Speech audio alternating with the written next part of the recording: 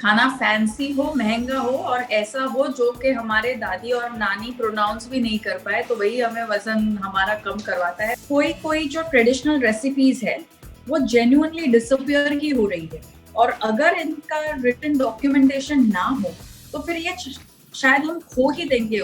ये जिसने भी जान लिया कि एग्जैक्टली मुझे कहाँ खाना रुकाना चाहिए, तो उसी को विजडम माना जाता है। मैं हमेशा यही मानती हूँ कि अगर हर एक पति अपने पत्नी की बात सुन ले तो मेरा दुकान बंद हो जाए। तो तो मैं जब भी कॉलेजेस में जाती हूँ तो मैं स्पेशली लड़कियों को ये बताती हूँ कि जिस लड़के को दाल चावल बनाना ना आता हो उसको डेट भी मत करो, शादी तो दूर की बात है। तो बिल्कुल ठीक।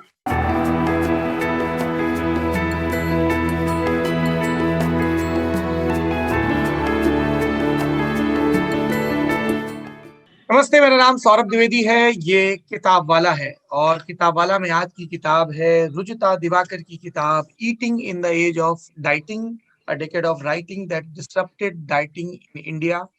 इसे वेस्टलैंड ने पब्लिश किया है। 399 रुपए इसकी कागज पर छपी कीमत है, लेकिन सेल का जमाना है और मुझे पूरा भरोसा है कि आप उसका भरपूर फायदा उठाते ही होंगे। किताबों पर भी उठाइए। बार बार कहता हूं, लेकिन कुछ बातें तब तक दोहराई जानी चाहिए जब तक सिल पर निशान न पड़ जाए रसरी के, यानी कि रस्सी के आने से। किताबें पढ़िए, ये आपको बेहतर इंसान बनाती हैं, आपके भीतर जरूरी किस्म के संशय पैदा करती हैं और फिर आपको उन सवालों के जवाब खोजने के लिए तत्पर करती हैं। रुचिता दिवाकर, बहुत बहुत शुक्रिया, बहुत बहुत स्वागत आपका किताब वाला में। Thank you so much Saurabh ji, thank you.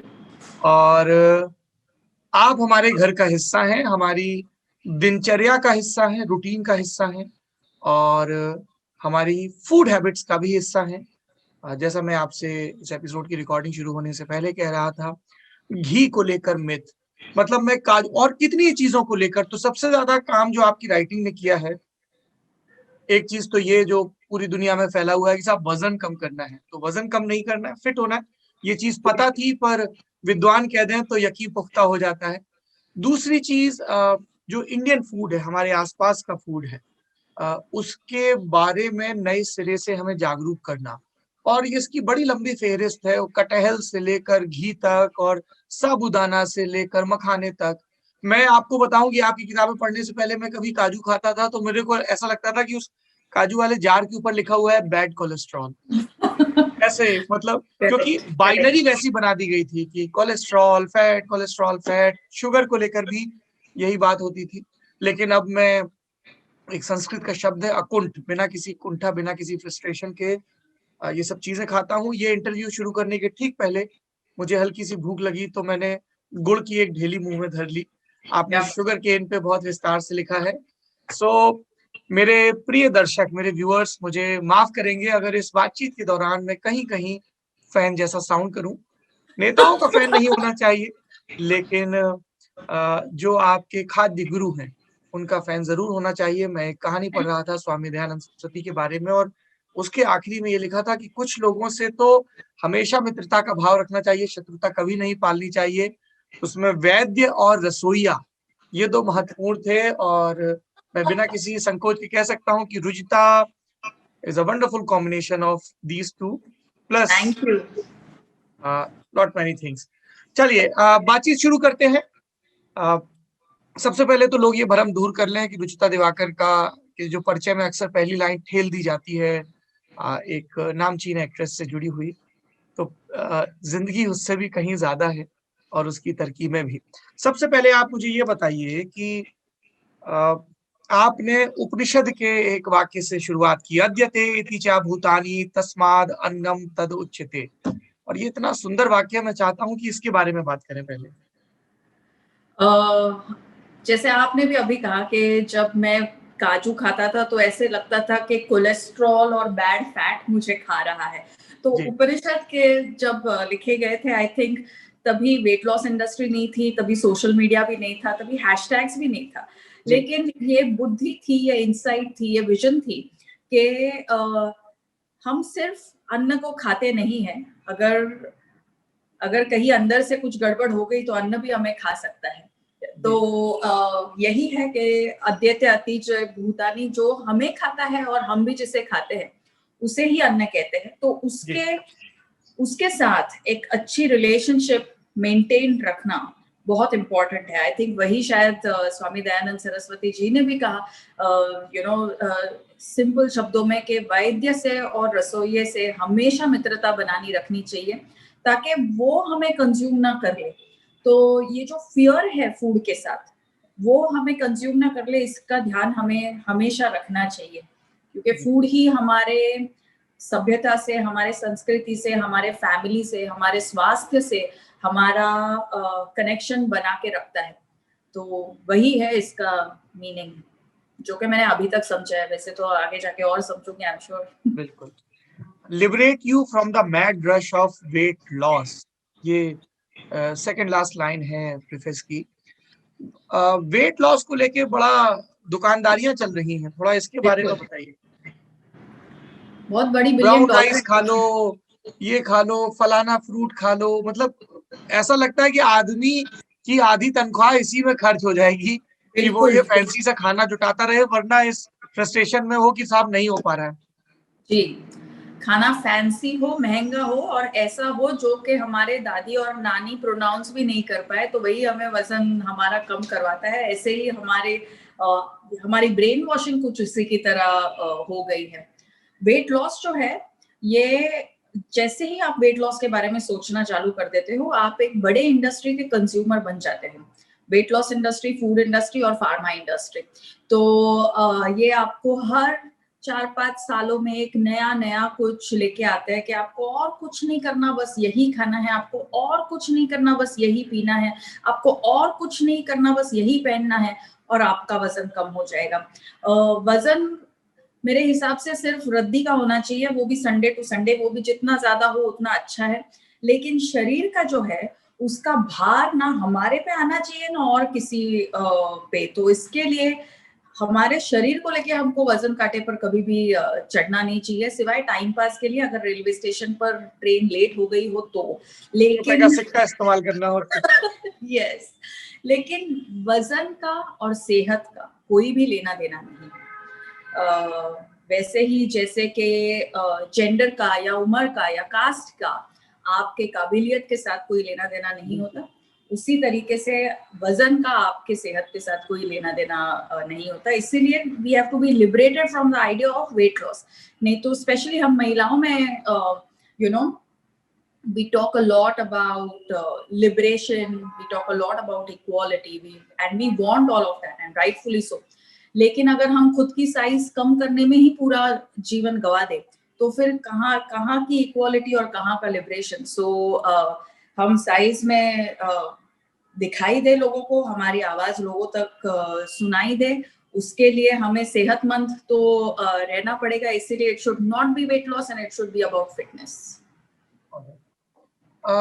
मैं इस किताब पर आऊंगा, लेकिन इससे पहले की जो आपकी किताबें पढ़ी हैं उनका उसका एक जिक्र मैं करना चाहता हूँ। आप मॉडरेशन पे बड़ा जोर देती हैं और इस बात के लिए बार बार ताकीद करती हैं कि मन मत मारो, कि साहब एक पकौड़ी है, नहीं नहीं ये तो डीप फ्राई है, ऐसा है वैसा है। ये इसको कैसे दूर किया जाए? ये मेरे मन में अभी भी कभी कभी आ जाता है। अरे क्या बात कर रहे हो आप। सेल्फ वर्थ जिसे कहते हैं ना, कि हमें ये जानना चाहिए। कभी कभी मुझे लगता है कि हम भारतीय लोगों का ये प्रॉब्लम हो गया कि हमारी संस्कृति बहुत ज्यादा रिच हो गई, और हमारी सोच आजकल बहुत छोटी हो गई इन अ वे फूड के तरफ से। हम शायद एक ही ऐसे नेशन होंगे जिनके पास में दाल भी बनाने के 1000 तरीके हैं। आलू की सब्जी भी हमारे यहाँ पर कम से कम 100 तरीकों की बनती रहेगी। हर किसी के यहाँ पे, हर किसी के फैमिली में कोई ना कोई सीक्रेट रेसिपी तो होती ही है, चाहे फिर वो करेले के सब्जी के हो या कटहल के सब्जी की हो। लेकिन हमारे पास तो रेसिपीज की भी सीक्रेट्स होती है। कुछ चीजें जो है वो फ्राइड ही ज्यादा मजा देती है। जैसे कि समोसा है, तो समोसे में अगर आलू नहीं होगा और वो अगर डीप फ्राइड नहीं होगा तो वो समोसा नहीं होगा। जैसे कि ट्रम्प ने भी खाया था ब्रोकली का समोसा, फिर वो इलेक्शंस हार गए। मेरे हिसाब से वो ब्रोकली थी गलती थी। तो कुछ चीजें जो है वो उनके प्योरेस्ट फॉर्म में ही अच्छी लगती है। तो कोई चीजों का प्योरेस्ट फॉर्म डीप फ्राइड होता है, कोई चीजों का प्योरेस्ट फॉर्म बेक्ड होता है। जैसे कि आपने अगर ये डिसाइड किया कि बेसन के लड्डू को मैं डीप फ्राई करूंगा तो फिर उसमें मजा नहीं आएगा। या तो शकरकंद जो हम भून के खाते हैं। यस, बिल्कुल। तो हमें ये मान के चलना होगा कभी ना कभी, या हमें ये अवेयरनेस लानी पड़ेगी अपने में कि लैब्स बनने के पहले भी हमारे यहाँ की जो खाद्य संस्कृति है वो बहुत ज्यादा सोफिस्टिकेटेड थी। इंग्लिश आने के पहले भी हमारे नेटिव लैंग्वेजेस में हमने फूड विजडम एक जनरेशन से दूसरे जनरेशन तक बिना गूगल के पास कर दिया है कि हमारे यहाँ की जो महिलाएं हैं उनके पास इतनी विद्या थी खाने के बारे में, स्वास्थ्य के बारे में, कि उनको किसी डिग्री की जरूरत नहीं थी। वो दिन में 24/7 वो बस इसी में जुटे रहते थे। तो इस तरफ भी हमारा ध्यान जाना चाहिए, नहीं तो यही हो जाएगा कि जब तक के किसी जर्नल में प्रिंट होके नहीं आता, जब तक के इंग्लिश में नहीं आता, जब तक के कोई व्हाइट कोट पहन के या सोशल मीडिया इन्फ्लुएंसर नहीं कहता, तब तक हमको लगता ही नहीं है कि ये बात साइंटिफिक है। और हम बस इसी में घुस जाते हैं कि इसमें कितना फैट है, उसमें कितना कार्बोहाइड्रेट है, उसमें कितना शुगर है। लाइफ में फूड और बहुत कुछ कर देता है। तो प्यार मोहब्बत का बांटने का ये तरीका है, अलग अलग लोगों के एक साथ आने का ये एक तरीका है, फेस्टिवल सेलिब्रेट करने का ये तरीका है, शादी से लेकर श्राद्ध तक का जो सफर तय होता है उसका भी एक तरीका है। तो फूड को पूरे टोटलिटी में अपनाओ तो सुखी रहोगे और वेट लॉस से दूर रहोगे। आपने सुख शब्द का इस्तेमाल किया और पहले ही अध्याय में फिर से उपनिषद के हवाले से आपने सुख की व्याख्या भी की है। इसके अलावा कई मजेदार वन लाइनर भी हैं जो रुजुता सेज के नाम से हर चैप्टर के पहले हैं। Only love happens in an instant, diet and exercise take at least 12 weeks to show results. इस रिजल्ट के क्रम में आप सात्विक फूड के बारे में बताती हैं, सिंपल, सेंसिबल एंड सीजनल। इस पे रुजुता का बड़ा जोर होता है कि जो मौसमी फल हैं और सब्जियां हैं उनको आप ज्यादा से ज्यादा कंज्यूम करिए। आपने कई जगह पूरी किताब में जब आप किसी लड्डू का जिक्र कर रही हैं, किसी डिश का, हल्दी का जिक्र कर रही हैं कि भाई आसपास की सेल्फ हेल्प ग्रुप की महिलाओं से खरीदिए, इनसे खरीदिए, उनसे खरीदिए। I think we need to adhere a lot on this. So can you please elaborate this point? Thank you Saurabh ji, very nice question. मेरे को आज तक ये क्वेश्चन किसी ने पूछा नहीं है। क्या है कि हम जो खाते हैं उसका हमारे इकोनॉमी के साथ और हमारे इकोलॉजी के साथ एक बहुत गहरा संबंध होता है। और बहुत बार जब हम खाना खाते रहते हैं तभी हम ये भूल जाते हैं कि ये हमारे लोकल इकोनॉमी को और ग्लोबल इकोलॉजी को अच्छे जगह पे रख सकती है। आज पैंडेमिक के द्वारा हम सब ने ये देख ही लिया कि कैसे सेहत, इकोनॉमी और इकोलॉजी जुड़ी हुई है। और अगर ये तीनों, ये ट्राइपॉड में से अगर एक भी वीक हो गया तो पूरा आपका ट्राइपॉड ही कोलैप्स होने वाला है। तो सेहत के लिए जितना ज्यादा हम लोकल या स्मॉल विमेन कोऑपरेटिव से चीजें खरीदते हैं या उनको हम जितना ज्यादा पेट्रोनाइज करते हैं, उतना ही ज्यादा हम नेचुरल फार्मिंग प्रैक्टिसेस को बरकरार रखने के लिए सपोर्ट करते हैं, without really using a hashtag, without really needing to do anything else. तो हम लोकल फार्मिंग प्रैक्टिसेस को सपोर्ट करते हैं, उससे हमारी इकोलॉजी भी अच्छी रहती है, उससे हमारे बर्ड्स, बीज, बटरफ्लाइज की भी सोसाइटीज अच्छी रहती है जो कि पॉलिनेशन में इम्पॉर्टेंट है। और जब भी हम स्मॉल विमेन कोऑपरेटिव्स को सपोर्ट करते हैं तभी हमारे पास सारा खाना ज्यादा ऑथेंटिक वे में आता है, कम प्रोसेसेस के थ्रू आता है और वो सिर्फ हमें सीजन टू सीजन ही मिलता है, क्योंकि इनके पास कोल्ड स्टोरेजेस वगैरह का वो फैसिलिटी नहीं होती है। इसलिए ज्यादा फ्रेश, ज्यादा न्यूट्रिशियस और ज्यादा स्वाद वाला खाना आप तक पहुंचता है। और ये भी जरूरी है कि छोटे छोटे बिजनेसेस को भी आपका धन या आपका पैसा मिलता रहे। ये मैं हमेशा कहती हूँ कि मैं मुंबई में ही पली बड़ी हूँ, तो 20 साल पहले हर एक मुंबई के सोसाइटी में चना सिंगदाना वाला आता था जी। और हर कोई 5-5 रुपए का सिंगदाना खरीदता था। उनका बहुत अच्छा ड्रेस भी था। सींग मूंगफली को कहते हैं, जो नॉर्थ इंडिया के दर्शक हैं वो हाँ, ख्याल रखें। Yes yes yes. हर कोई 5 रुपए का पैकेट खरीदता था, जो कि पेपर का था। 2 रुपए का भी पैकेट मिल जाता था अगर आपको कम भूख लगी हो तो। और तो एक तो उसका कोई भी नॉन बायोडिग्रेडेबल वेस्ट नहीं प्रोड्यूस होता था। और इसका ये जो पर्सन था who would go all around, उसका धंधा भी काफी अच्छा चलता था, सारे सोसाइटी से उसका एक कनेक्शन रहता था। फिर पीनट्स और कोलेस्ट्रॉल, पीनट्स और पुअर हार्ट हेल्थ, इसका इतना आई थिंक रॉन्ग न्यूज, पर ये फेक न्यूज इतना एक ज्यादा बढ़ गया। प्रोपेगेंडा बिल्ड कर दिया गया घी के इर्द गिर्द, पीनट के इर्द गिर्द, सरसों के तेल के इर्द गिर्द, to promote that so called refined oil and olive oil industry. Absolutely. तो आज आपको बॉम्बे में ये लोग मिलेंगे नहीं, ये कहीं भी आपको दिखाई नहीं देते हैं। लेकिन हर एक बड़े बड़े फूड मॉल के हेल्थ हेल्थ फूड के शेल्फ पे आपको पीनट बटर दिखाई देता है।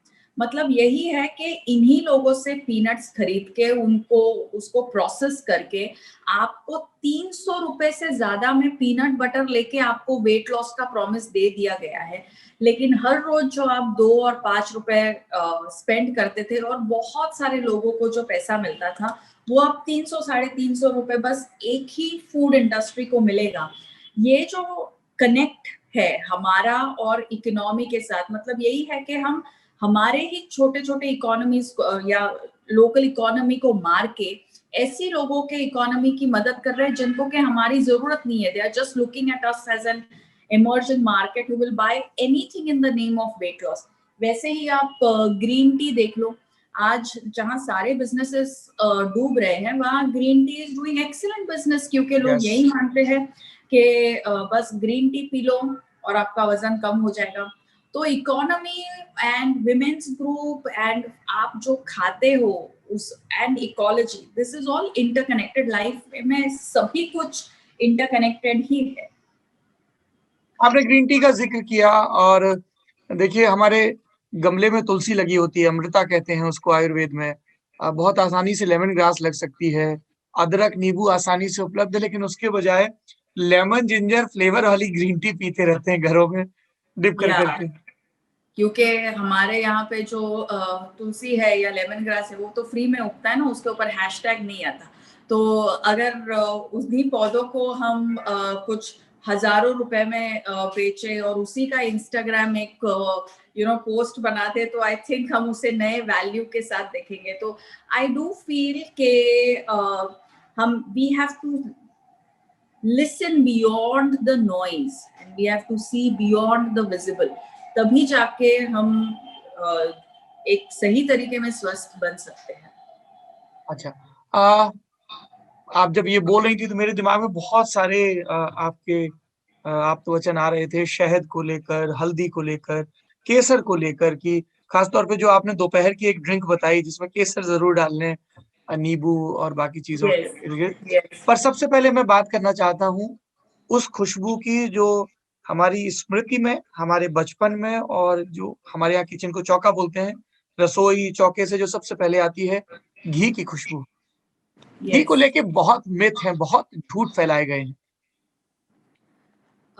देखिए, ओवरऑल अगर आप देखोगे तो ट्रेंड यही है कि आप जो भी पहले से खा रहे हो उसके वो कैसे गलत है और आपके लिए कैसे वो अनहेल्दी है, ये आपको पूरी तरीके से समझा दिया जाता है।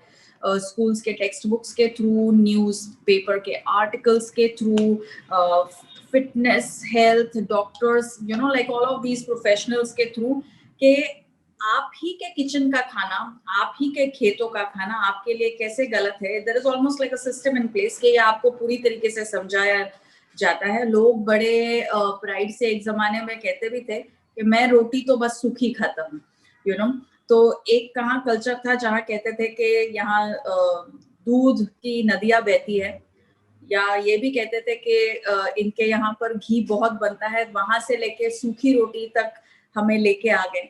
फिर सूखी रोटी पे लेके आ जाने के बाद में हमें हार्ट हेल्दी ऑयल्स बेचे जाते हैं कि आप वो मत खाओ जो आपके किचन में बनता है, आप ये खाओ जो हम बाजार में बेचते हैं। और फिर उसका ट्रेंड चलता है कुछ 20-25 साल, फिर उसके बाद में हमारा ही घी, हमारे को ही hashtag clarified butter, clarified butter, hashtag ghee, hashtag करके वही हमको फिर दोबारा बेचा जाता है। लेकिन ये सब में करीबन 40 से 70 साल या 40 से 60 साल निकल जाते हैं, तो ऑलमोस्ट एक जनरेशन का एक अच्छा टाइम निकल जाता है where they could have actually just stuck to their roots and stayed in good health for the rest of their lives.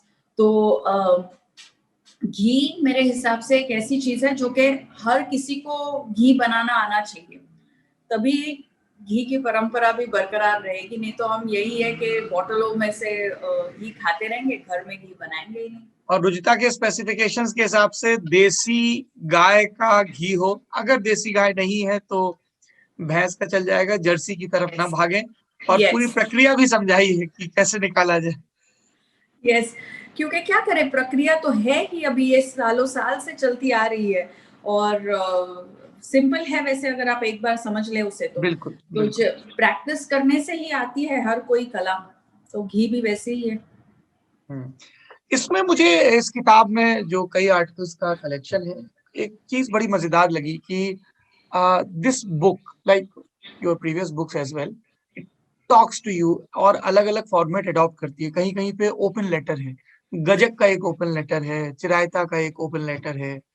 और जो दूसरी खासियत है इसकी, and I want you to talk about both the things, कि ये जो चीजें परंपरागत रूप से खासतौर पर मिठाई के इर्द गिर्द थी, क्योंकि आप जिस तरह से घी की हिमायत करती हैं कि सेहत के लिए अच्छा है, उसी तरह से मीठे के बारे में भी, खासतौर पे जैगरी गुड़ जिसको हम कहते हैं, सीजन भी वही चल रहा है और हमारे त्योहारों से जुड़ा हुआ है, उसकी हिमायत करती हैं कि गाजर हलवा को लेके गिल्ट मत पालिए, बेसन के लड्डू को लेके, इन सब चीजों को लेके। तो please can you talk about these things,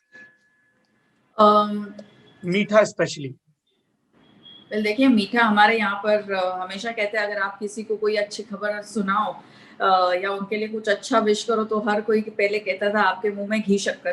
तो मैं हमेशा कहती थी कि घी शक्कर आप आपके वेल विशर के मुंह में क्यों डालना चाहोगे, अगर वो एक्चुअली में इतना पॉइजनस है जितना कि आप समझते हो, तो बस यही होगा कि हर एक वेल विशर के मुंह में घी और शक्कर डाल के आप उनकी अर्ली डेथ कर दोगे। तो जब कहावतों में, जब मुहावरों में, जब गानों में, जब रिचुअल्स में फूड का मेंशन होता है, तो it is invariably a super food. So इश्क को भी गुड़ के तरह माना जाता है कि तो किसी का अगर हमें बताना, अगर किसी को ये कहना हो कि उसकी नेचर बहुत अच्छी है तो हम उसे एज स्वीट एज शुगर कहते हैं, कि शक्कर की तरह। अगर ये कहना हो कि लड़की बहुत टेढ़ी है तो हम बोलते हैं जलेबी की तरह सीधी है। सो ये जो हमारे बहुत रेफरेंस आते हैं, वो ताल का गाना है ना, गुड़ से मीठा इश्क, इश्क इमली से खट्टा इश्क, सारे फूड के रेफरेंस आ रहे हैं। बिल्कुल, क्योंकि जब फूड के रेफरेंस से आप कोई भी बात कह दो तो हर किसी के पल्ले पड़ जाती है। yes. नहीं तो फिर बात पूरी तरीके से समझ में नहीं आती।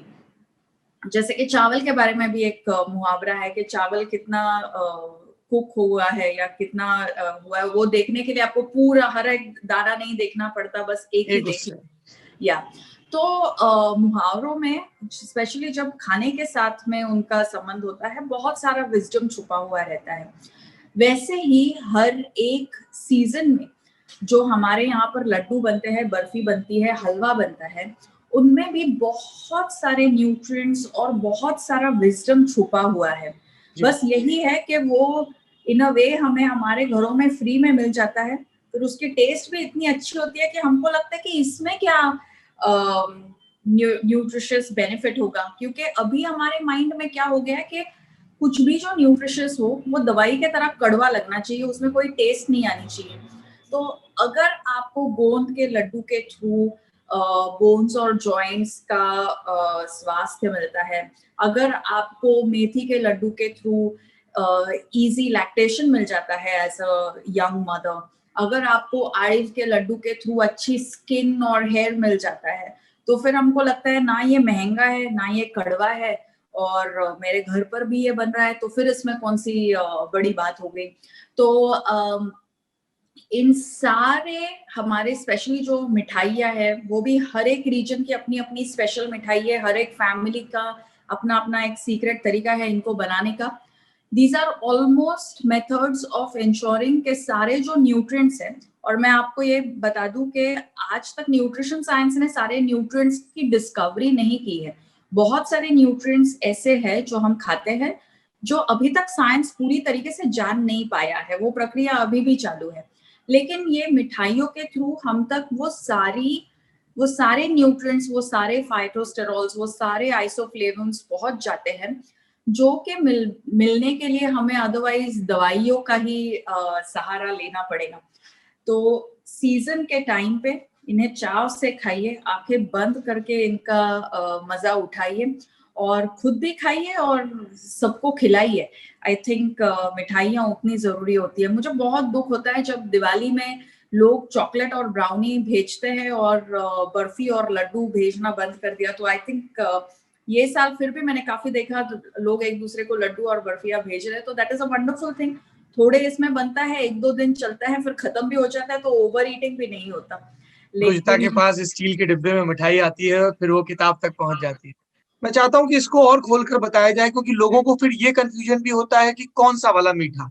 एक दुकानदारी उसकी भी चल रही है कि शुगर फ्री शुगर, तो हम चीनी खाएं कि गुड़ खाएं, क्या खाएं, कितना खाएं, शुगर रश हो, क्रेविंग हो तो कितना खाएं, और खाने के बाद गिल्ट कितना फ्री करें। और इसी सवाल को मैं फिर आगे एक्सटेंड करूंगा। आपने बुक में डायबिटीज वालों के बारे में विस्तार से बात की, जब आप मैंगोज के बारे में बात कर रही थी तब भी, और जब डायबिटिक फूड के बारे में बात कर रही थी, चाहे केला हो, चाहे आम हो या दूसरे हो, कि उसको क्यों आपको सीधे एसोसिएट नहीं करना चाहिए। So can you please talk about that? Yes, जब देखिए, जब इंडिया का इन्वेजन हुआ था और होते रहा इतने सालों से, so one of the main reasons जिसके लिए हमारा इन्वेजन होता था was all our spices and also sugar. Sugar एक जमाने में इसे वाइट गोल्ड कहा करते थे, और ये ट्रेड हुआ करती थी, और सिर्फ इंडिया के पास ही वो टेक्नोलॉजी थी कि कैसे शुगर केन में से आप क्रिस्टलाइन शुगर निकाले। तो शुगर को, शक्कर को हम पंचामृत का भी एक हिस्सा मानते हैं। हर एक पूजा में शुगर यूज होती है। जब शादी फिक्स होती है तभी भी लोग एक दूसरे के फैमिलीज में शुगर एक्सचेंज करते हैं। तो शुगर केन हर एक फेस्टिवल में भी हमारे यहाँ पर यूज होता है। शुगर केन बहुत सारे रिचुअल्स में यूज होता है, फिर वो चाहे लोहड़ी हो या होली हो या तुलसी विवाह हो, उस समय से शुगर केन यूज होता है। तो शुगर केन या गन्ना चबाने के लिए बहुत अच्छा है, आपके ओरल हेल्थ को बहुत अच्छे शेप में रखता है। गुड़ जो अभी जिसका सीजन चल रहा है, उसमें काफी सारे मिनरल्स हैं जो आपको अदरवाइज नहीं मिलते। वो इजी टू असीमिलेट है, मतलब आपकी बॉडी उसे आराम से अब्सॉर्ब कर सकती है। और ये बाजरे के रोटी के साथ या मकई के रोटी के साथ बहुत अच्छा कॉम्बिनेशन, और घी के साथ, और घी के साथ, जी बिल्कुल, बहुत टाइम टेस्टेड कॉम्बिनेशन है ये। और शक्कर जो है, ये शरबतों में हम मोस्टली यूज करते हैं, या फिर चाय या कॉफी अगर आपने बनाई तो उसमें यूज होती है। तो नींबू शरबत में, आंवले के शरबत में, या फिर अलग अलग टाइप के जो गुलाब के शरबत में, ये सब में, गुलकंद में, इन सब में शुगर यूज होती है। तो टिपिकली अगर आप इंडियन फूड विजडम विस्तार से देखें तो आप ये देख लेते हो कि शुगर जो है ये समर में ज्यादा यूज होती है बॉडी को कूल डाउन करने के लिए, और जैगरी जो है ये ज्यादा विंटर में यूज होती है वार्मथ देने के लिए। शुगर केन जो है ये अलग अलग फेस्टिवल्स और रिचुअल्स में यूज होती है। ऑलमोस्ट तुलसी विवाह जो कि दिवाली का एंड है, और होली जो कि समर का बिगिनिंग है, वहां तक शुगर केन पर बहुत एम्फोसिस रहता है। और जॉन्डिस वगैरह में भी हम शुगर केन यूज करते हैं, लिवर को मजबूती देने के लिए, या उसे रीजनरेट होने में या डिटॉक्सिफाई करने के लिए। तो जो आप घर पर शुगर यूज करते हो उसमें कोई भी प्रॉब्लम नहीं है। अगर आपने घर पर गाजर हलवा बनाया, अगर आपने पिन्नी बनाई या लड्डू बनाए या जो भी आपने बनाया, या बहुत सारे दाल और सब्जियां भी हमारे यहाँ पर ऐसी बनती है जहां पर एंड में थोड़ी सी शुगर उनमें ट्रेडिशनली जो आती है। सीताफल की कद्दू की सब्जी है उसमें गुड़ पड़ता है, चीनी भी पड़ती, खट्टा मीठा जो होता है। यस, बिल्कुल। तो वो जो है वो उन्हें उसी ऑथेंटिक रेसिपी में खाना बहुत जरूरी है। लेकिन जहां पर भी शुगर आपको पैकेट में से मिलती है, फिर वो चाहे टेट्रा पैक जूसेस हो, चॉकलेट्स हो, कोलाज हो, बिस्किट्स हो, वो वाली शुगर आपको अवॉइड करनी है। फिर वो चाहे उसमें शुगर हो या स्टीविया हो या शुगर फ्री हो या हाँ, बहुत सारे और वो फैंसी लेबल लगा दिए जाते हैं, ये फ्री बिल्कुल वो फ्री। बिल्कुल बिल्कुल। तो मैं हमेशा कहती हूँ कि जितना पैकेट खुलता है उतना पेट फूलता है, रूस पे शुगर हो ना हो, जैसे ही आपने पैकेट खोला तो उससे फिर सारा आपके जो ओबेसिटी रिलेटेड प्रॉब्लम्स है वो चालू हो जाते हैं। लेकिन जो घर पर आप शुगर यूज करते हो उसमें कोई भी प्रॉब्लम नहीं है। आप शायद ये जानते होंगे कि कभी अगर आपके नेबर ने आपको कुछ उनके घर पे कुछ बनाया और उन्होंने आपको लेके आ गए आपके लिए खाने के लिए, और आपके पास अगर कुछ ना हो तभी तुरंत उनको देने के लिए, क्योंकि हम बर्तन और प्लेट्स को तुरंत रिटर्न करते हैं, तो अगर तभी तुरंत आपके पास कुछ ना हो तो अगर आप शक्कर भी दो तो भी अच्छा माना जाता है कि it is equivalent of a fresh meal. तो शुगर का हमारे यहाँ पर बहुत महत्व है। लेकिन फिर वो शक्कर हो या प्लेन पानी हो, अगर आप बहुत ज्यादा लोगे तो वो प्रॉब्लमैटिक ही रहेगा। लेकिन जहां तक आप ट्रेडिशनल रेसिपीज में है, वहां पर उसका कोई भी प्रॉब्लम नहीं है। तो बिंदास आपको विंटर्स में लड्डू खाने चाहिए। मैं अलसी के लड्डू खूब खा रहा हूँ, फ्लैक्स सीड वाले। क्या बात है क्या बात है, I very love good. Those laddoos. मैंने एक्चुअली बचपन में देखा था, आप बार बार पारंपरिक ज्ञान की बात करती हैं, तो मैं छोटा था तो मेरे ताऊ जी के पास में रह के पढ़ाई करता था, तो वो बनवाते थे वो लड्डू। और फिर बीच में वो कुछ डिकेट्स तक गायब रहे, और मुझे पिछले कुछ बरस में ध्यान है कि अरे वो सर्दियों में लड्डू बनते थे, तो मैं अपने दोस्तों को कह के उनकी नानियां दादियां मेरे लिए वो लड्डू बना के भेजती हैं, एंड अब मैं और गिल्ट फ्री होके खाऊंगा। जैसे इंडिया में है, हम पब्लिक प्रॉपर्टी की तरफ ज्यादा ध्यान नहीं देते। फिर वो चाहे हमारे गार्डन्स हो या बसेस हो या ट्रेन हो, we don't look after them like the way we should. लेकिन पब्लिक प्रॉपर्टी अच्छी रहना बहुत इंपॉर्टेंट है सबके लिए। वैसे ही मुझे लगता है ये जो फूड विजडम है ये भी हम सबकी कलेक्टिव इंटेलेक्चुअल प्रॉपर्टी है, और इसको हमें अच्छा मेंटेन करना चाहिए ताकि हमारे बाद के भी जनरेशन इसका लाभ उठा पाए। इसीलिए आपने किताब में कुछ एक जगह पे रेसिपी भी लिखी हुई है। जी बिल्कुल बिल्कुल। मैंने एक्चुअली जब मेरी फर्स्ट बुक लिखी थी, don't lose your mind lose your weight, तभी मेरे एडिटर ने मुझसे कहा था कि अभी तुम रेसिपी का बुक लिखो। मैं हम्म। उससे कहा था कि मैं कभी भी रेसिपी का बुक नहीं लिखूंगी, क्योंकि मुझे इतनी रेसिपीज आती नहीं है, और मैं ये चाहती हूँ कि हर कोई अपने अपने रेसिपीज बनाए, क्योंकि जितनी विविधता बनी रहेगी उतनी ही एकता भी बनी रहती है, उतनी तो ही सेहत। यूनिफॉर्मिटी नहीं रहनी चाहिए, स्टैंडर्ड होना चाहिए। यूनिफॉर्मिटी नहीं बननी चाहिए कि अच्छा वेट लॉस के लिए ये इसे ऐसे बनाई है, यू नो। लेकिन अब मुझे लगता है कि कोई कोई जो ट्रेडिशनल रेसिपीज है वो जेन्युइनली डिसअपियर ही हो रही है, और अगर इनका रिटन डॉक्यूमेंटेशन ना हो तो फिर ये शायद हम खो ही देंगे उनको। तो इसीलिए बुक में भी जो आप देखते हो ये सारी ट्रेडिशनल रेसिपीज है जो कि आइदर मेरे दादी या नानी से या किसी और के दादी या नानी से आई हुई है। So in a way it is just collective wisdom in the book. अच्छा, इसमें किताब में एक चैप्टर है फूड मिथ्स, और ये बड़े कॉमन फूड मिथ्स हैं इनके बारे में आपने बात की है। कुछ एक चीजों पे हम बात कर चुके हैं, लेकिन कुछ नहीं। आप you come across so many people, आपको सबसे ज्यादा कौन से फूड मिथ्स मिथ्स दिखते हैं लोगों में? चावल नहीं खाना चाहिए, ये सबसे बड़ा एक मिथ है, कि अगर चावल खाएंगे तो मोटे हो जाएंगे। लेकिन मैंने चावल बहुत बहुत, सुना है रुजुता की, लोग बोलते हैं अरे मोटे हो, आलू चावल चीनी बंद कर दो ठीक हो जाएगा। हाँ बस बस एकदम सिंपल। पर ऐसा नहीं है, चावल खा के भी लोग बहुत पतले रहते हैं। आप नॉर्थ ईस्ट इंडिया में देखिए बहुत सारा चावल खाया जाता है, या हिमाचल में देखिए और बहुत लोग पतले रहते हैं। तो चावल अगर आप दाल के साथ खाओगे, कढ़ी के साथ खाओगे, राजमा, चना, लोबिया, जैसे उसका ट्रेडिशनल प्रिपरेशन है, खिचड़ी उसकी बना के, जब तक कि आप चावल इस तरीके से खा रहे हो जैसे, और इसी तरीके से बनता है इंडियन हाउस होल्ड्स में, तो चावल खाने में कोई भी प्रॉब्लम नहीं है। इनफैक्ट मैं ये मानती हूँ कि हमारी लाइफस्टाइल अभी ज्यादा मॉडर्न हो रही है, बहुत सारी फैमिलीज न्यूक्लियर हो रही है, बहुत सारी लड़कियां घरों के बाहर काम करती है, और अभी WFH के जमाने में घर से भी काम करती है और घर में भी काम कर रही है। तो सबसे आसान तरीका, सबसे आसान मील जो कि न्यूट्रिशियस भी है, वो है दाल चावल।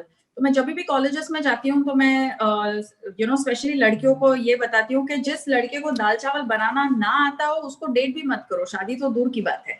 तो बिल्कुल ठीक। या तो जो सबसे इजी है बनाने के लिए, जो सबसे इजी है डाइजेस्ट करने के लिए, अगर उसी को हमने मोटा बना दिया, या उसी के बारे में मिथ बना दी, तो फिर हम बिना चावल खाए भी मोटे ही रहेंगे। जो आपने भी देखा होगा कि लोग जो चावल छोड़ते हैं वो पतले नहीं होते, वो मोटे ही रहते हैं, उनका मोटापा बरकरार रहता है।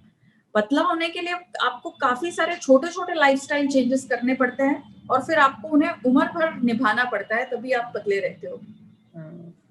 अच्छा, चावल को लेके एक ये जो मिथ चलता है कि चावल कुकर में पका के नहीं खाना चाहिए, उसका मांड निकाल के खाना चाहिए, वो कितना सही है? देखिए,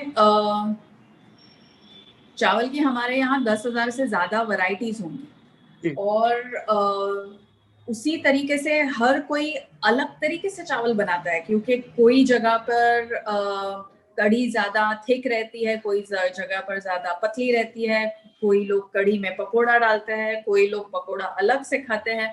तो ये रेसिपीज के हिसाब से चावल की भी पकाने की रेसिपी हमारे यहाँ पर कस्टमाइज्ड है। तो कोई कम्युनिटीज में मांड निकाल के खाया जाता है, कोई कम्युनिटीज में मांड के साथ, कोई कम्युनिटीज में मांड निकाल के घर के बुजुर्गों को या बच्चों को वो मांड दिया जाता है, और बाकी जो अडल्ट्स है वो सिर्फ चावल खाते हैं। तो जो आपके दादी नानी ने जैसे आपको सिखाया हो कि इस चावल को इस तरीके से पकाना है, आप उसी तरीके से उसे पकाइए ताकि आपको मैक्सिमम न्यूट्रिएंट्स मिले उससे। यहाँ पे मैं हेल्थ एक्सपर्ट तो नहीं हूँ, लेकिन रुचिता की किताबें पढ़ पढ़ के थोड़ा सा हो गया हूँ। मैं अपने व्यूअर से ये भी कहना चाहूंगा, please don't be obsessed with basmati and polish rice, please don't be. जो आपके लोकली हो रहा है, चाहे वो सोना चूर हो, करतनिया हो, काला नमक, जो भी किस्म है, और वो दिखने में सुंदर से ज्यादा उसकी खुशबू, वो सुपाच्य कितना है, मोटा है, वो सब चलेगा। Don't get obsessed with basmati please. Yes, absolutely.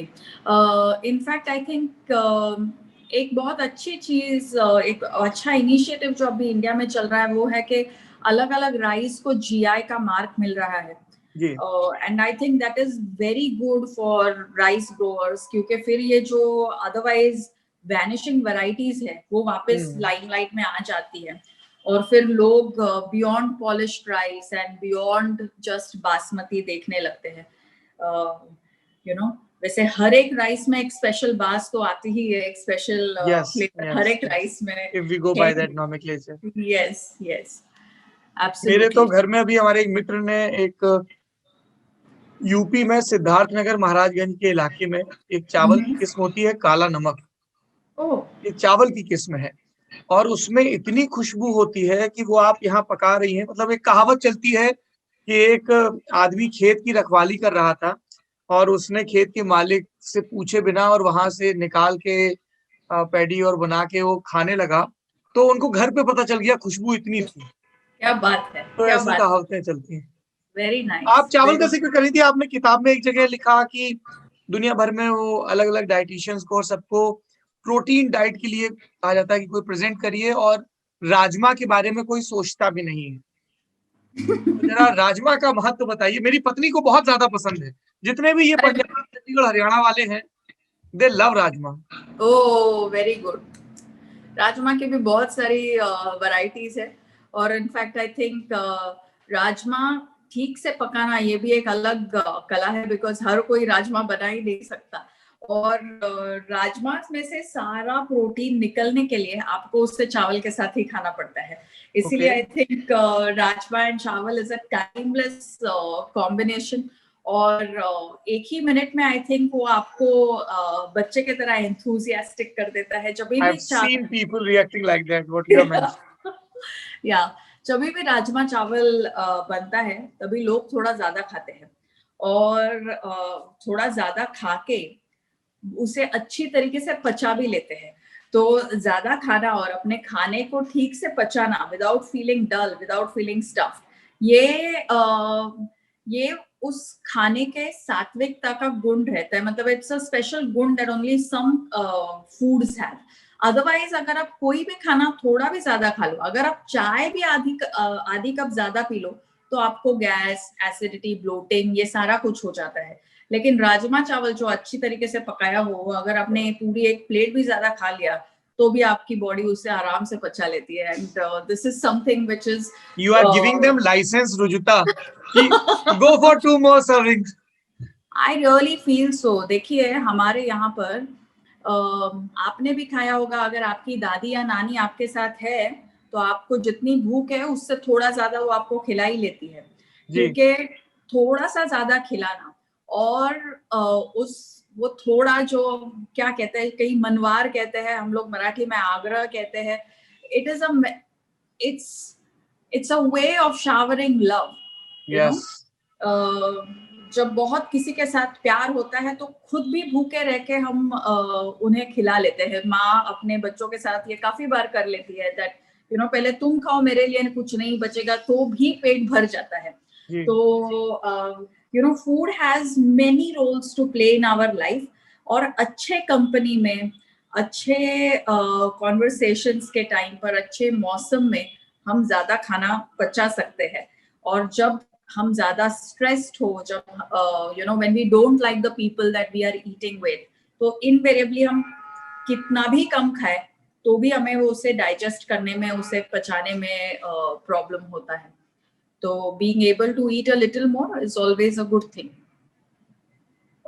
यहाँ से मैं बातचीत को 3 रास्तों की तरफ ले जा सकता हूँ। एक तो ये कि राजमा का जिक्र हो रहा था जो जम्मू के बड़े मशहूर हैं, और उसके ऊपर कश्मीर में केसर है, आप केसर का जिक्र कर रही हैं। आपने कहा थोड़ा सा ज्यादा खा लें, तो इस किताब में आपने छाछ, दही, इन सब का बड़ा जिक्र किया है। जैसे वो है कि आप लंबे शॉपिंग आवर्स के लिए जा रहे हैं तो थोड़ा सा दही खा के जाएं। इस यस तरीके के यस। बड़े हैंडी टिप्स भी हैं, तो आप उनके बारे में बात कर रही हैं, तो हम लोग उस दिशा में भी जा सकते हैं। लेकिन जो तीसरी डायरेक्शन है, I prefer to go towards that side, which is stress, relation of stress with your food consumption habit. And is there something called stress eating where you do not even realize it? I've seen people realize कि हाँ मुझे, मतलब मेरी एक colleague है, she was like कि मैं workout नहीं कर पा रही हूँ ये वो, और मैं आइसक्रीम खा लेती हूँ जाके। I have seen it with my self कि कभी कभी आप कुछ सोच रहे होते बेध्यानी में, और मिठाई का डब्बा है तो आप उसमें से 1 इमरती, 2 इमरती, 3, 4 इमरती खा गए, फिर गिल्ट भी हो गया, अरे यार 4 क्यों खा ली। या बिल्कुल। ये जो एक रिवॉर्ड एंड पनिशमेंट रिलेशनशिप हम लोग फूड के साथ बना लेते हैं, I think that is a big problem.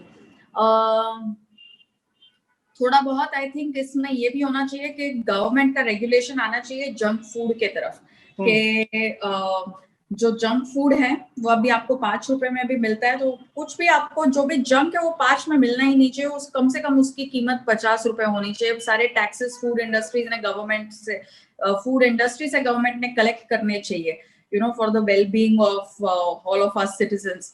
तो स्ट्रेस ईटिंग जरूर होता है। स्ट्रेस ईटिंग तब होता है जब हम टाइम पर नहीं खाते, या जब भी हम वक्त पर खाते नहीं हैं, तभी तभी स्ट्रेस ईटिंग होता है। और मोस्टली ये लोगों के वर्किंग लाइफ में चालू हो जाता है, क्योंकि स्कूल और कॉलेज तक तो कंपलसरी एक रिसेस रहता है, वो रिसेस में आपको खाना ही पड़ता है, चाहे आपने आज नहीं खाया लेकिन कल तो आप खाते ही हो। तो हफ्ते के 6 दिनों में maximum 1 day you land up skipping और completing journals, but otherwise you are eating. जैसे ही आप वर्क लाइफ में जाते हो तो एक ट्रेंड सा हो जाता है कि टाइम पर खाना ही नहीं है। 11:30 और 1 के बीच में कोई भी लंच करता नहीं है। लोग by the time they do lunch it is 3:30 और 4 o'clock। फिर आप जितना भी खाओ वो आप पचा नहीं पाते हो, बहुत ज्यादा लगता है, फिर वो बहुत ज्यादा लग गया इसलिए डिनर आप 7:30 8 बजे नहीं करते हो। फिर आप जब डिनर करते हो तो बहुत सारा खाते हो, इसलिए फिर दूसरे दिन जब उठते हो तो ना आराम से नींद खुलती है, ना कुछ नाश्ता खाने का मन करता है। तो stress eating is real and the only way out of it is to follow the 3 S's। 3 S's is, जब भी आप खाना खा रहे हो, एक तो बैठ के खाना खाइए, sit. The second S stands for senses, सारे सेंसेस के साथ खाना खाइए। ये नहीं कि कहो थोड़ा व्हाट्सएप देख लिया, टीवी देख लिया और कुछ कर लिया और खाना खा लिया। And the third S is slow, चबा चबा के खाना खाइए। अगर आप चबा के, बैठ के और सारे सेंसेस के साथ खाना खाओगे तो स्ट्रेस जो है वो गायब हो जाता है। और अगर आप घूमते घूमते खाना खा रहे हो, काम करते करते खाना खा रहे हो और फटाफट खा रहे हो, तो that stress will always be there. खाना खाना मेडिटेशन की तरह होता है। मेडिटेशन आप चलते फिरते नहीं कर सकते हो, आपको बैठ के ही करना पड़ता है। उसी तरीके से we should also look at eating like a meditative practice. वाह, थैंक यू। हालांकि आप ये तो बहुत रिपीट करती हैं व्हेन यू टॉक अबाउट, आपने जैसे इस बुक में भी कई जगह किया है कि ईट, स्लीप एंड एक्सरसाइज, तो उस पूरे उसमें यू टॉक कि आप 1 घंटे पहले सोने के फोन से दूर रहें, खाना Yes. 2-3 घंटे पहले खा लें। इन सब के क्रम में आप एक बड़ी मार्के की सलाह देती हैं रुजुता कि डोंट, मतलब ये सलाह मैंने आज सुबह अपने घर में रिपीट की थी। So usually we start our day with lukewarm water, at times water with शहद और वो नींबू, ये सब चीजें, अदरक, और या कभी कभार जूस। पर चाय कॉफी को लेकर आप बड़ी सख्त हैं कि वो पहला द्रव्य नहीं होना चाहिए जो आपके आहार नाल से पेट तक पहुंचे। पर हिंदुस्तान में ये बहुत ज्यादा है, क्या कहेंगी इस पे आप, चाय कॉफी? या देखिए, हिंदुस्तान में ये भी तो पद्धति बहुत है ना कि उठते ही कोई फल या ड्राई फ्रूट के साथ आप दिन की शुरुआत कर लें। फिर वो मुनक्के हो या बादाम हो, भिगोए हुए बादाम हो, या फिर कोई भी ताजा, या किशमिश, या कोई भी ताजा फल हो, वो आप पहले खा लीजिए। उसके बाद में अगर आप चाय या कॉफी पीते हैं तो चलता है। लेकिन उठते ही, जैसे आप अगर गाड़ी चलाते हो तो उठते ही आप उसे 4th गियर में नहीं डालते हो, जैसे पहले आपको उसे न्यूट्रल में डालना ही पड़ता है। वैसे ही कुछ अच्छा खाना is like putting your body in a state of neutral. फिर उसके बाद में चाय हो या coffee, at the end of the day ये स्टिम्युलेंट्स ही है। तो स्टिम्युलेंट खाने के पहले आपको कुछ ना कुछ लोकल, सीजनल, सात्विक ये खाना चाहिए। चाय ना भी पिए तो अच्छा है ना, गैस्ट्रिक ही होती है, मुझे तो कोई फायदा बहुत दिखता नहीं। बिल्कुल, चाय ना ही पिए तो बहुत ही अच्छा है। लेकिन अगर चाय से बिल्कुल ही दूर नहीं रह सकते हैं तो मेरे पास 3 रूल्स है चाय या कॉफी पीने के लिए। एक तो सुबह उठते ही उसे ना पिए, that's the first thing. Second thing, last thing in the night उसे ना पिए। मतलब रात को ड्राइव पे जा रहे हो, कॉफी पिएंगे, वो मत कीजिए, हाँ, और लोगों का होता है अभी जो सर्दियों का मौसम है, रत जगह परिवार वाले बैठे हैं, एक चाय और हो जाए फिर सोया जाए। Correct correct. तो हल्दी दूध बना के फिर सो जाइए। वो चाय या कॉफी को रात के टर्न दैट इनटू हल्दी दूध with little bit of Kesar and थोड़ा सा काजू, उसमें थोड़ा नटमेग या जायफल, तो उसका फ्लेवर भी अच्छा आ जाता है। और तीसरी बात यह है कि खाना खाने में देरी हो रही है इसलिए चाय या कॉफी ना पीजिए, भूख मारने के लिए। So if we just follow these 3 things तो फिर हम 2 या 3 कप से ज्यादा चाय पी नहीं सकते। आप मुझे ये दूध का प्रसंग बता रही थी, हमारे एक मित्र के मित्र थे, अभी एक बड़े सीनियर पॉलिटिशियन है, मिनिस्टर है इनफैक्ट। वो उनकी नाम भी आदत बता थी दीजिए आप। नाम नहीं, बस काम बता दूं मैं। उनकी आदत थी कि वो कहीं भी हो, वो टूर पे हो, कॉन्स्टिट्यूंसी में हो, घर पे हो, पार्टी कर रहे हो, बहुत ड्रंक भी हो, लेकिन सोने के पहले उनको गर्म दूध चाहिए। क्या बात मतलब है। उनकी पत्नी कहती थी कि ये इतना क्रूअल है अपनी इस आदत को लेके कि बच्चों का दूध चाहे खत्म हो जाए पर इसको सोने के पहले गर्म दूध चाहिए।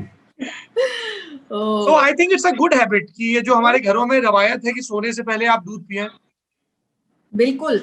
देखिए, आप ये देखोगे कि जैसे उम्र बढ़ती है, बहुत बुजुर्गों में ये देखा जाता है कि उनकी नींद खुलती है क्योंकि उनको रात को टॉयलेट जाना पड़ता है। जी। तो अगर आप जस्ट रात को सोने के पहले आधा आधा कप भी अगर आप दूध पीते हो तो उसका बेवरेज हाइड्रेशन इंडेक्स इतना हाई है कि फिर आपको रात को उठना नहीं पड़ता है टॉयलेट यूज करने के लिए। तो आप ओके। अनडिस्टर्ब्ड सो सकते हो। और स्लीप क्वालिटी और सेहत का बहुत अगेन गहरा रिश्ता है। तो यस। अगर आपकी नींद बिना टूटे आप 5:30-6 को अगर उठ सकते हो, तो it makes a big difference to the quality of your life.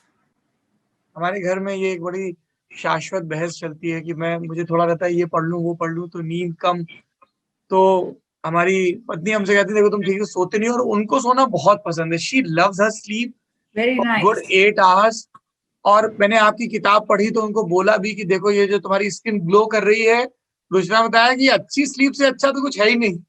Very good, very good, nice. देखो, मैं हमेशा यही मानती हूँ कि अगर हर एक पति अपने पत्नी की बात सुन ले तो मेरा दुकान बंद हो जाए। तो अपने पत्नी की, अपने माँ की। तो यस, लेकिन फिर भी आपको सुनना तो चाहिए, because you know women are always right, especially when it comes to health and fitness. मैं इसको थोड़ा सा एडिटर हूँ, एडिट कर देता हूँ। Women should always be heard. Yes, Whether they are right or wrong, that's for you to decide, and with your own risk covers. yes, with your own risk, at your own risk. अच्छा देखिए, हम लोग myths की बात कर रहे थे। ये पाप मैंने भी किया है, जो अगले मिथ की मैं बात कर रहा हूँ। कभी कभार, अब तो नहीं करता हूँ।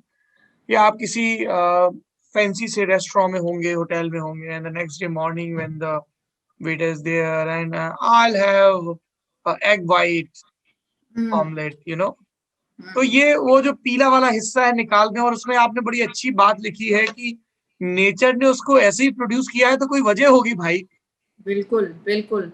मुझे हमेशा यही लगता है कि मुर्गी को कितना बुरा लगता रहेगा कि अंडा भी ले लिया और पीला भी नहीं खाया।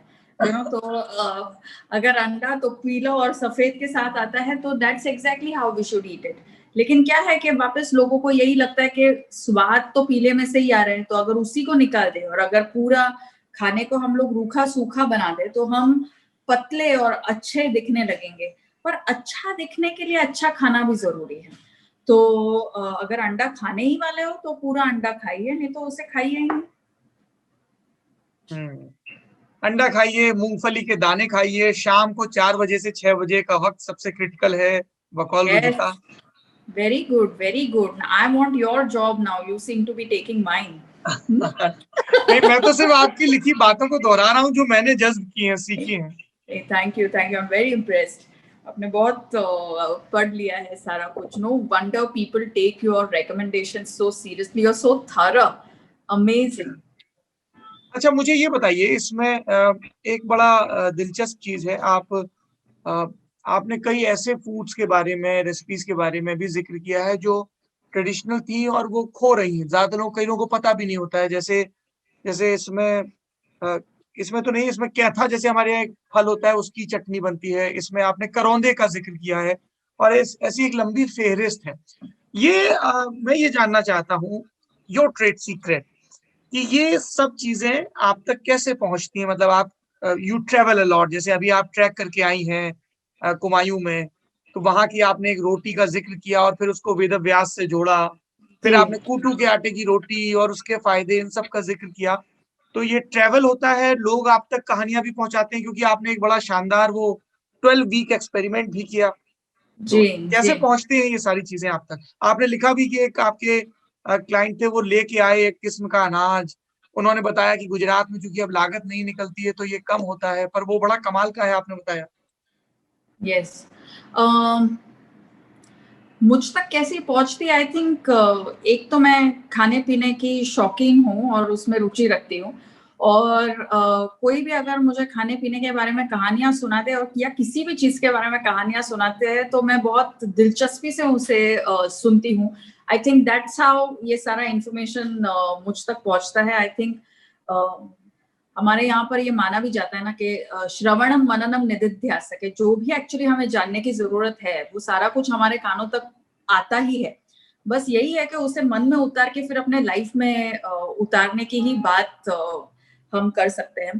तो ट्रैवल के वजह से या मेरे काम का नेचर ही ऐसा है कि बहुत अलग अलग लोगों से मुलाकात होती है। और फिर उनके दादी और नानी का विजडम सुनते सुनते ये सारे फूड्स के बारे में, ये इन फूड्स से परिचय हो जाता है। उनके कहानियों के बारे, उनकी कहानियां सुनने मिलती है। उनके थेरेप्यूटिक एप्लीकेशंस भी सुनने मिलते हैं कि हम लोग ये प्रेगनेंसी में यूज करते हैं, या इसे हम जॉन्डिस में यूज करते हैं, या फिर इसे हम शुगर कंट्रोल करने के लिए यूज करते हैं, या गैस कम करने के लिए, या बोन्स के लिए। तो वैसे ही फिर मेरी जानकारी बढ़ती है। यूएनएफएओ जो है, यूएन का फूड एग्रीकल्चर ऑर्गेनाइजेशन, उन्होंने ये सारे फूड्स के लिए एक स्पेसिफिक नाम भी दिया है। इसे एनयूएस माना जाता है, neglected and under utilised species. मतलब ये ऐसी स्पीशीज होती है जिनमें बहुत सारा बेनिफिट रहता है, लेकिन ये for whatever reason currently neglected रहते हैं। तो UN tries to highlight them, bring spotlight on them. और ये 2021 ईयर जो है, ये यूएनएफएओ ने फ्रूट्स एंड वेजिटेबल्स का ईयर डिक्लेयर किया है, क्योंकि मैक्सिमम न्यूट्रिशन जो आपने भी अभी देखा होगा पैंडेमिक के दौरान, विटामिन सी की टैबलेट्स खत्म हो गई केमिस्ट के पास, जिंक की टैबलेट खत्म हो गई, विटामिन डी की टैबलेट्स खत्म हो गई।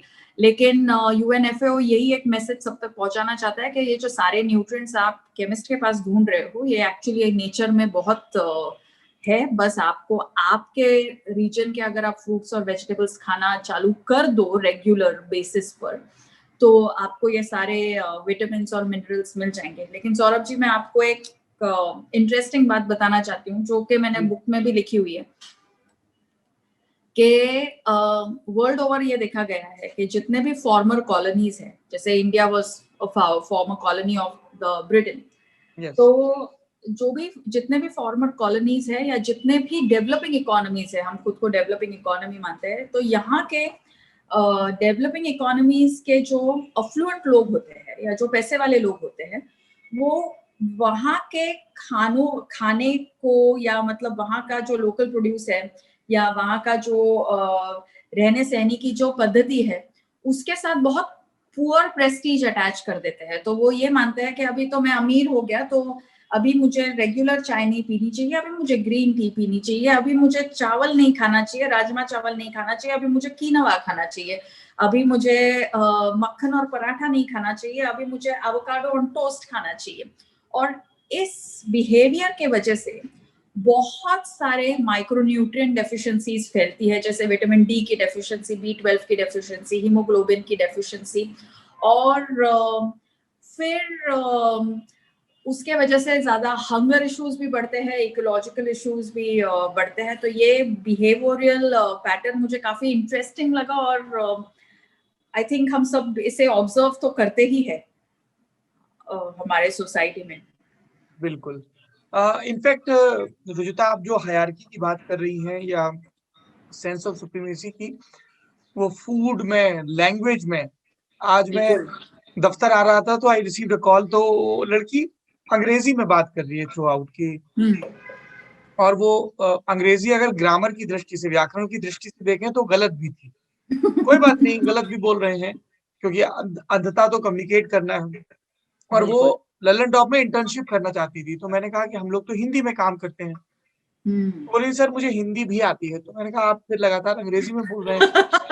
तो बोले नहीं सर, वो ऐसे सिखाया गया है कि जब किसी सीनियर से बात करें तो इंग्लिश में करें, तो इम्प्रेशन अच्छा पड़ता है। तो देखिए यहाँ लैंग्वेज में भी वही हायरार्की है जो फूड में आ गई कि अरे ये चीजें तो बहुत वर्नीस खाते हैं या प्लेब्स खाते हैं, वो वाला जो पूरा फंडा है। Yes yes, you are right. I think उसी के वजह से again 2019 was year of indigenous languages, क्योंकि सारा जो फूड विजडम है ये हमारे लैंग्वेजेस में छुपा हुआ रहता है। और जब हम लैंग्वेज खो देते हैं तो हम फूड के तरफ से जो वेलबींग होता है, या जो हेल्थ के बारे में भी विद्या लैंग्वेज के साथ हम लोग खो देते हैं। तो जितना हम हमारे मातृभाषा में बात करेंगे, जितना हम हमारे रीजन के लैंग्वेज में बात करेंगे, उतना ही नजदीक का रिश्ता हमारा बना रहेगा हमारे लोकल फूड के साथ। और जितना भी हम लोकल फूड खाएंगे, उतना ही हम पतले और स्वस्थ रहेंगे। आप ये विजडम की बात कर रही थी, मुझे जो बीजिंग में योगा कॉन्फ्रेंस में आपकी टॉक थी, आपने किताब में जिक्र किया, मैं चाहता हूँ आप दर्शकों को भी बताएं उसके बारे में। बीजिंग के टॉक की क्या बात बताओगे? उधर बहुत सारी बातें हुई, लेकिन आपने हठ योग प्रदीपिका का जिक्र किया, आपने सुकक्षणा का जिक्र किया, साइलेंस का, शेयरिंग का जिक्र किया, और योग को लेके अब एक नए सिरे से चेतना भी हो रही है।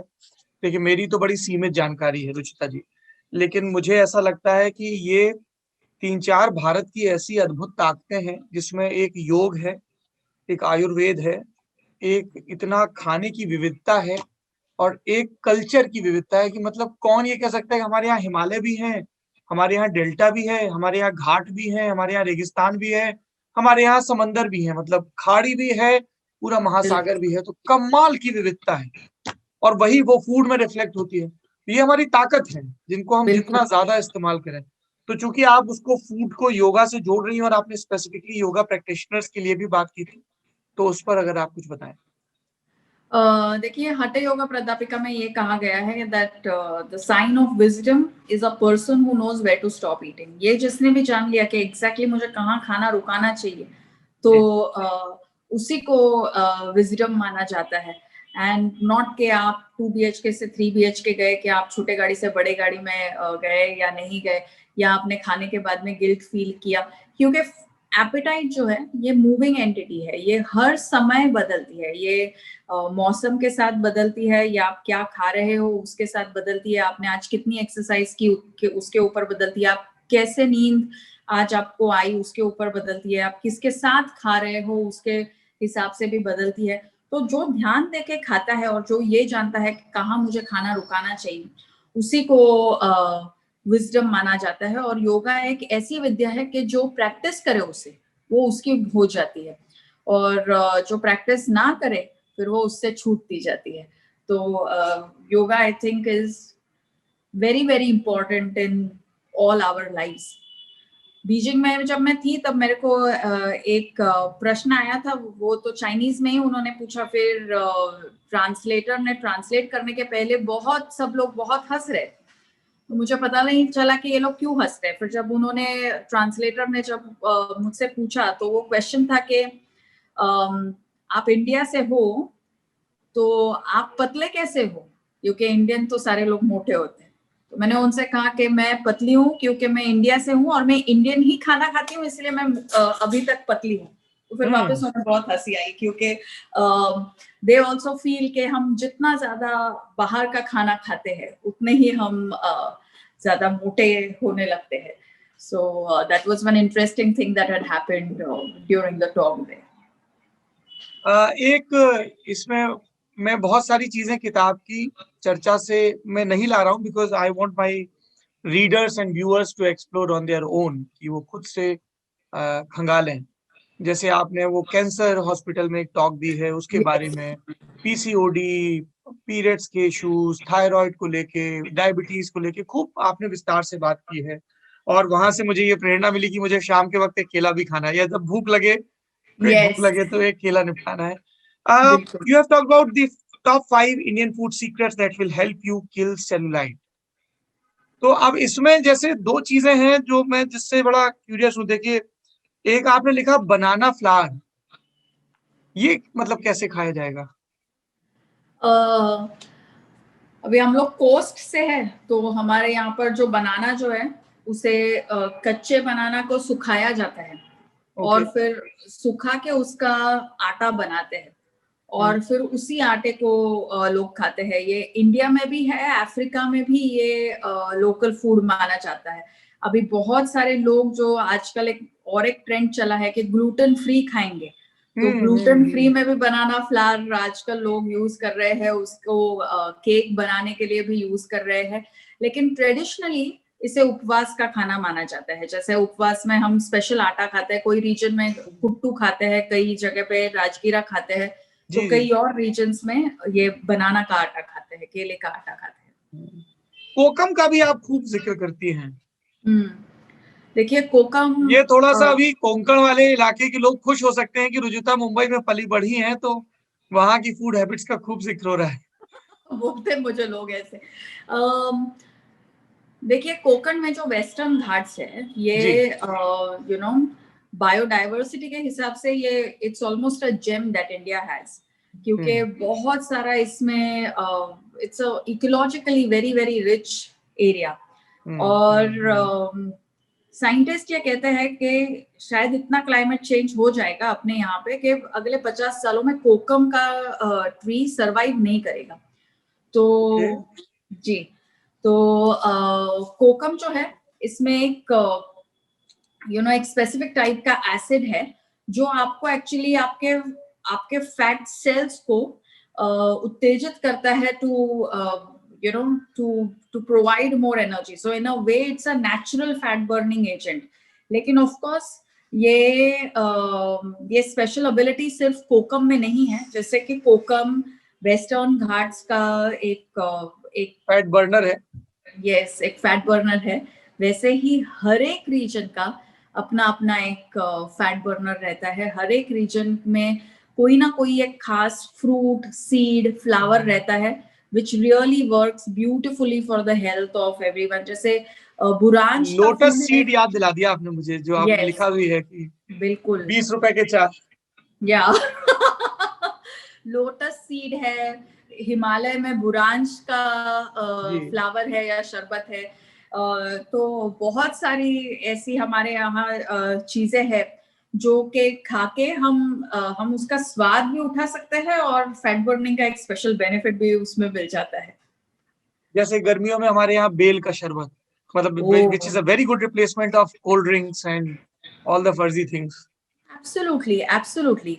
And which is also why अगर आप देखोगे तो बेल की लीफ भी शिव जी के ऊपर चढ़ाई जाती है क्योंकि उन्हें ही is considered to be hot headed और फिर बेल से उन्हें भी शांत किया जाता है। तो वैसे ही जब गर्मियों के वो मौसम उनके गले में गरल था ना, जहर था जो कि बहुत गर्म माना जाता है, तो उसको शांत रखने के लिए चंद्रमा और बिल्वपत्र वो सब ठंडी तासीर। एग्जैक्टली, इसीलिए आई थिंक हमारे यहाँ पर ये है ऑलरेडी कि ये ठंडे तासीर का है और ये हर कोई जानता है। ऐसा नहीं है कि आपको न्यूट्रिशन कॉलेज में जाके फिर इसका ज्ञान मिलेगा। इनफैक्ट न्यूट्रिशन कॉलेज में ये कुछ होता ही नहीं है। आपने उस पर भी चुटकी ली है कि इंडिया में 2 कॉलेजेस हैं, कैसे दाखिला क्या? जी बिल्कुल बिल्कुल। अभी हालांकि वो चेंज हो रहा है और बहुत सारे लोग न्यूट्रिशन अभी ऑनलाइन भी पढ़ते हैं। लेकिन फिर भी कोई भी आपको डिग्री मिल जाए 3 सालों में, 5 सालों में या 5 महीनों में, what we never learn is the oral विद्या। ये जो ओरली हमें मौखिक ज्ञान ज्ञान। मिलता है, बिल्कुल, कि इसकी ये ठंडी तासीर है, ये गर्म है, ये इसे इस तरीके से खाया जाता है, इसको तड़के के पहले डाला जाता है, इसे बाद में, वो इसमें आपको कोई अजवाइन जरूर डालनी है, इसमें ये जरूर डालना है। बिल्कुल। या फिर अरे ये तुम घी के साथ नहीं खाओगे, अगर दाल बाटी घी के साथ नहीं खाओगे तो नहीं पचा पाओगे। ये जो मुंह बोली परंपरा हमारे यहाँ पे है वो कोई भी यूनिवर्सिटी कैप्चर नहीं कर पाती। उसके लिए आपको age, experience and listening to your dadi and nani, I think that's the only solution. हम लगातार खाने के बारे में बात कर रहे हैं, हम सुनते हैं, सत्य भी है कि खाना आपकी फिटनेस का एक हिस्सा है। खाना सोना उसके बीच में है कि आप वर्कआउट क्या कर रहे हो। And you have emphasised a lot, आपने बहुत जोर दिया है इस चीज पे कि वर्कआउट का मतलब सिर्फ कार्डियो वर्कआउट नहीं है कि आपने वॉक कर लिया। स्ट्रेंथ और फ्लेक्सिबिलिटी का भी ख्याल रखिए। आपने डायबिटीज वाले चैप्टर में भी कहा है कि ऐसा मत सोचिए कि आप डायबिटिक हैं तो अच्छा मैंने टहल लिया, जाइए वेट ट्रेनिंग भी करिए। वो एक पॉइंट ऐसा है जो मुझे लगता है कि आपको थोड़ा और विस्तार से अगर आप बताएं, because people they keep coming as you mention in the book कि क्या बिना कसरत किए भी वजन कम हो सकता है। तो एक तो वजन कम नहीं करना है, फिट होना है।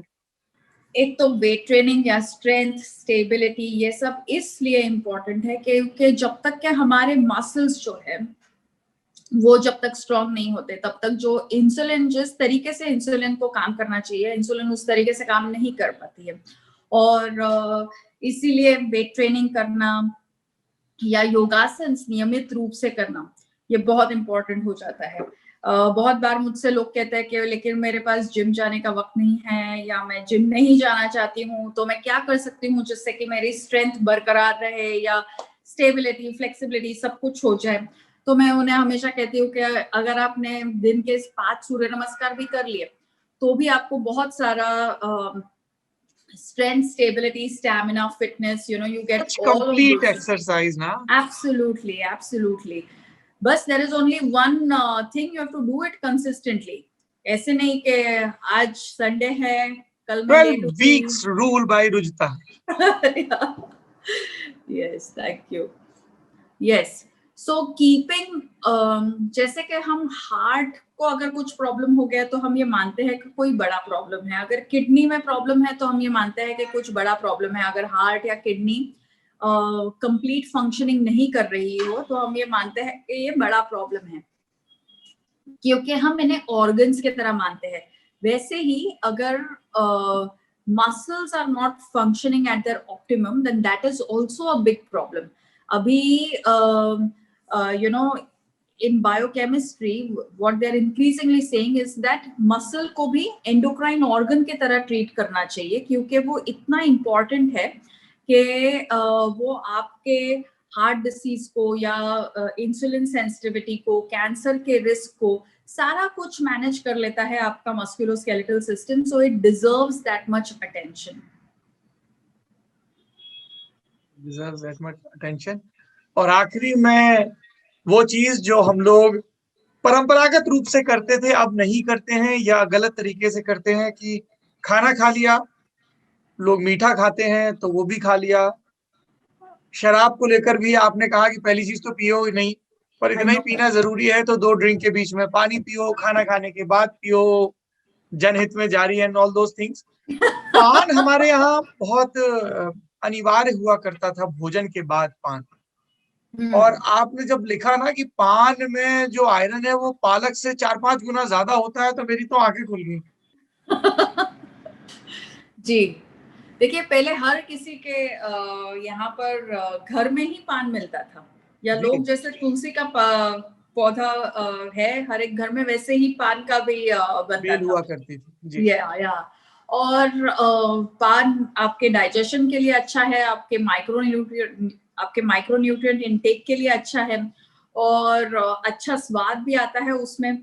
फाइबर भी है उसमें, तो आपका मुंह भी या ओरल हेल्थ भी ज्यादा साफ रहती है राइट आफ्टर ईटिंग. तो बीटल लीफ में बहुत सारे गुण हैं.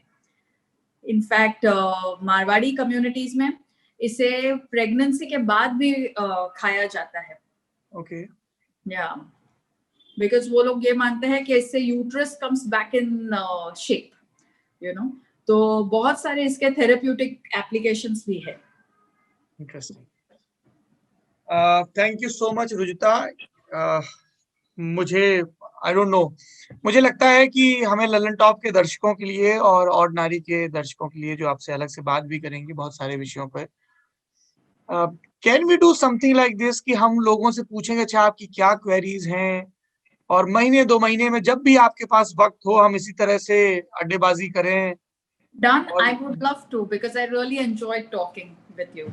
Thank you so much. I am looking forward. और इन बिटवीन हम अपने फूड्स को लेके नोट्स भी शेयर कर सकते हैं. जैसे मेरे कलीग्स अभी कश्मीर गए थे, आप लगातार जिनका मैं शुरुआत में जिक्र कर रहा था बिना नाम लिए, करीना कपूर खान, उनका भी एक छोटा सा सब चैप्टर है. आपने जिक्र किया कि कैसे वो दोपहर के ड्रिंक में केसर यूज करती हैं, और मुझे आज ही ये मेरे पास केसर आया है.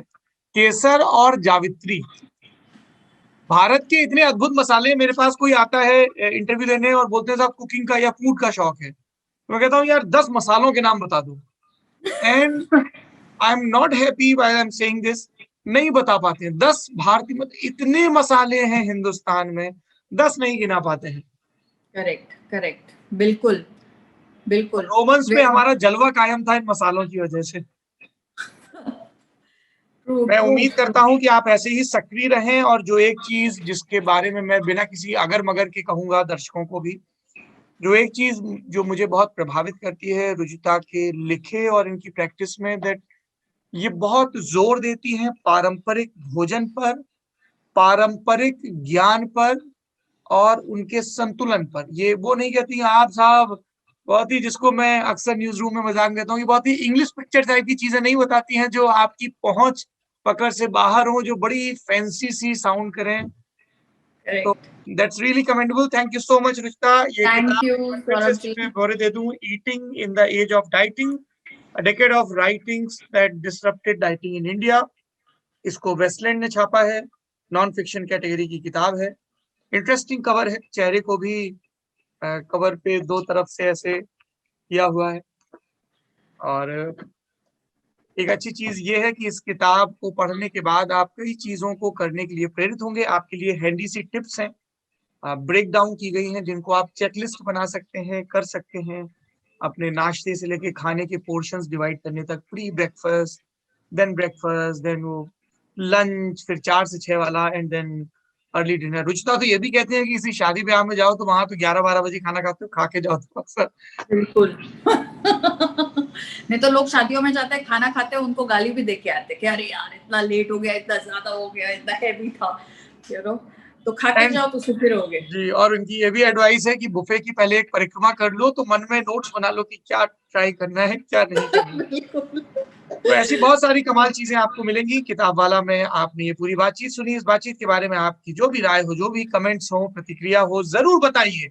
संवाद चलता रहे। आप अपने हिस्से का पारंपरिक ज्ञान साझा करिए, जो आपको आपके दादा ने, दादी ने, नाना ने, नानी ने, माँ ने, पिता ने दिया है, और जिसको आप आज भी किचन में बरतते हैं। क्योंकि ज्ञान की एक शर्त होती है कि इसको पास ऑन करना होता है।